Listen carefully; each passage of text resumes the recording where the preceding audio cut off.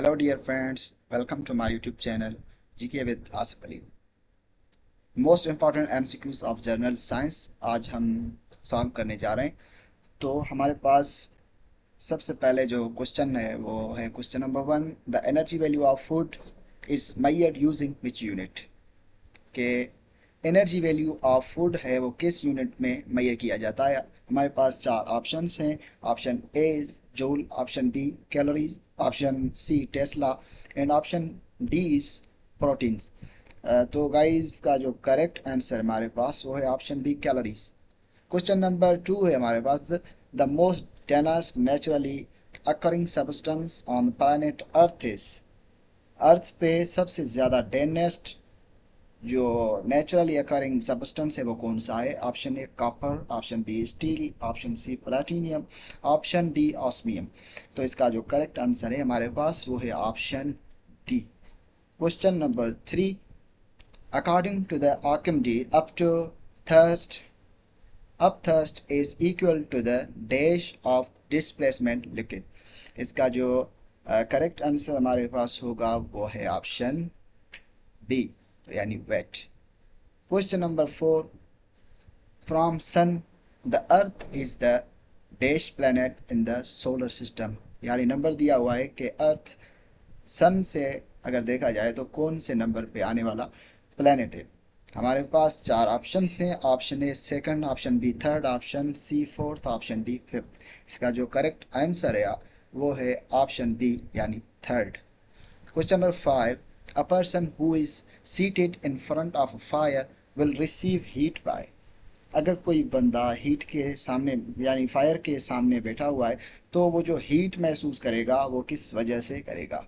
हमारे पास चार ऑप्शन हैं। Option A conduction, option B convection, option C radiation, option D none of this. तो इसका करेक्ट आंसर जो है वो है ऑप्शन सी रेडिएशंस। यानी वो रेडिएशंस के थ्रू हीट जो है वो फील करेगा, महसूस करेगा।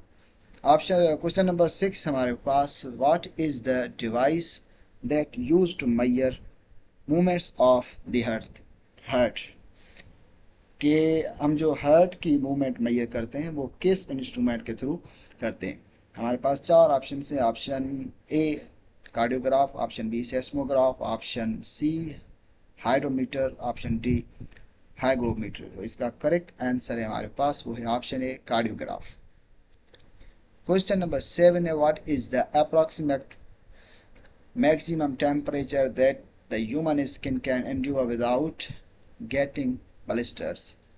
इंसानी जिस्म वो कौन सा जो है कौन से ऑप्शन में इसका करेक्ट आंसर है। हम देखेंगे कि इंसानी स्किन कितना टेम्परेचर एंड्योर कर सकती है विदाउट ब्लिस्टर के। तो हमारे पास चार ऑप्शन हैं। Option A 40 degree centigrade, option B 60 degree centigrade, option C 80 degree centigrade और option D 100 degree centigrade.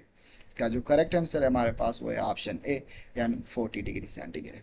Question number 8 है when existing rocks are subject to high pressure and temperatures and transform without significant melting, they are called। option A igneous rocks, option B sedimentary rocks, option C metamorphic rocks, option D marble and onyx। इसका जो correct answer है हमारे पास वो है option C metamorphic rocks. Question number 9 है हमारे पास the axis of rotation of the earth is titled by approximately कौन सी डिग्री पे। 22.44, ऑप्शन बी 23.44, ऑप्शन सी 24.44 या ऑप्शन डी 25.44। इसका जो करेक्ट आंसर है हमारे पास वो है ऑप्शन बी 23.44। क्वेश्चन नंबर 10 है हमारे पास which continent of the world is the driest and the विंडेस्ट।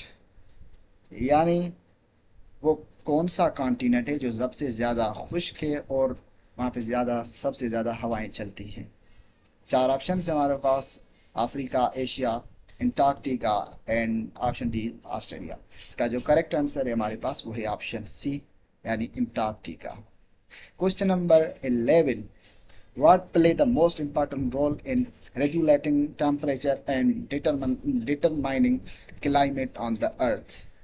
इसका करेक्ट आंसर हमारे पास कौन सा होना चाहिए? Option A oceans, option B mountains, option C deserts, option D forest. इसका करेक्ट आंसर है हमारे पास वो है ओशियंस, यानी जो रेगुलेट करते हैं टेम्परेचर को अर्थ पे वो ओशियंस ही करते हैं।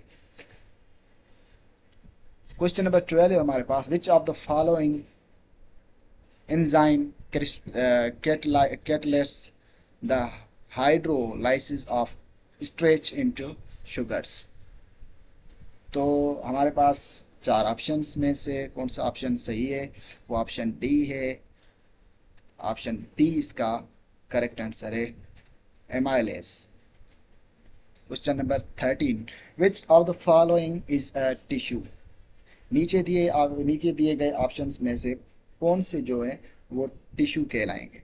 Option A billet, option B lungs, option C kidney, option D ovary.